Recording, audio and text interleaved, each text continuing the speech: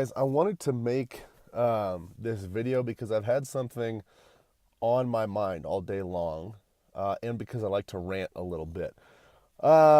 Yesterday, I posted a blog about traveling, how to control your food while you're traveling, so on and so forth. But my first point on that list, there's a list of 5 things to help you. I'll put the link for that below. But the first item on that list was just getting comfortable or willing to make sacrifices. And I think that's one of the most missed thought processes or mentality, so to speak, when it comes to setting a goal for the new year, so on and so forth. And so, one thing that I think we all need to do a better job of is doing things that we don't want to do, getting comfortable with being uncomfortable. And it's just so real. I think of even for myself as a fitness professional, it's real for me. A few days ago, I posted a picture of all of my goals for 2017.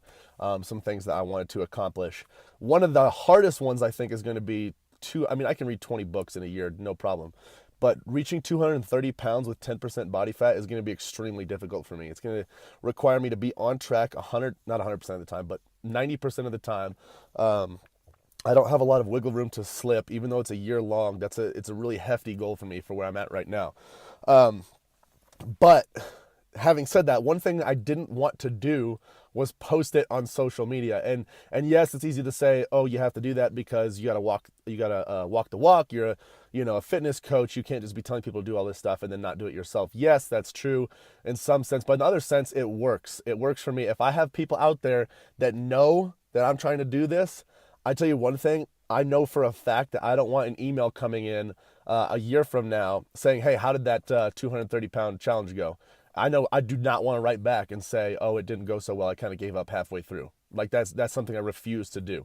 So that for me was being uncomfortable. Another example, my brother, he's always wanted to go skydiving. One of them, they're twins.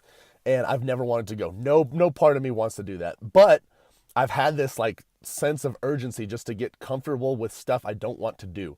And so this year, who knows, I might go skydiving just because why not? When I go skiing this weekend, I'm going to see how far down I can go facing backwards. Just practice skiing backwards, see how that goes. And yes, you have to find a line between being dumb and being uncomfortable. But I think it's healthy that if we're really pushing that line and pushing that boundary. I'm reading this book right now by Mark Batterson that I got from a friend.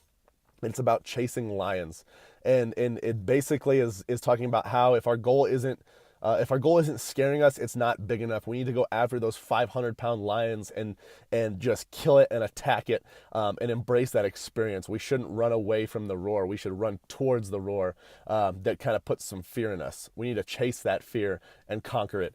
And so those are just some tiny examples in my life. I really think that we all need to do a better job of being uncomfortable. And when it comes to fitness, things like I think I talked about in that blog, you can't just be used to eating or want to eat 5-star dining every single freaking meal. You're gonna have to suck it up and eat some plain white rice, some grilled chicken, and some broccoli when you're on the road because that's all you have and it's easy. Or a can of tuna. Oh, I'm sorry, it's not freaking filet mignon. Just eat it. Right? You have to start understanding food is fuel, and that's what's going to help you towards your goals. Like I said in my blog, your muscles don't recognize the taste. It just recognizes the fuel. And there are going to be times when you have to suck it up and just bring what you need. They're going to help you get to your goals. It all comes down to prioritizing your stuff. If your taste buds come before your health and before your body, you've got some issues to deal with, right? And you'll never get where you want to be. But if you're willing to put that stuff below your health and fitness goals, then we're getting somewhere. Anyway, I don't want this to turn into a freaking rant about all this stuff, but just wanted to get something off my chest, tell you guys how I feel, and yeah, so that's pretty much it. Update in my world, nothing really new. Just going to the coffee shop, gonna hustle it out a little bit. No one was at the gym today. Highly doubt a lot of people will be at the coffee shop. It snowed a lot here in Colorado, so weren't any hustlers or grinders at the gym. Doubt there'll be any hustlers or grinders at the coffee shop, so guess you guys don't want it bad enough. Prove me wrong. Anyway, guys, we'll see you later. Hope you enjoyed the rant a little bit. Try to find something like that in your life. So try to find that roar, that lion roar that kind of scares you, and run towards it and see what you can make of it.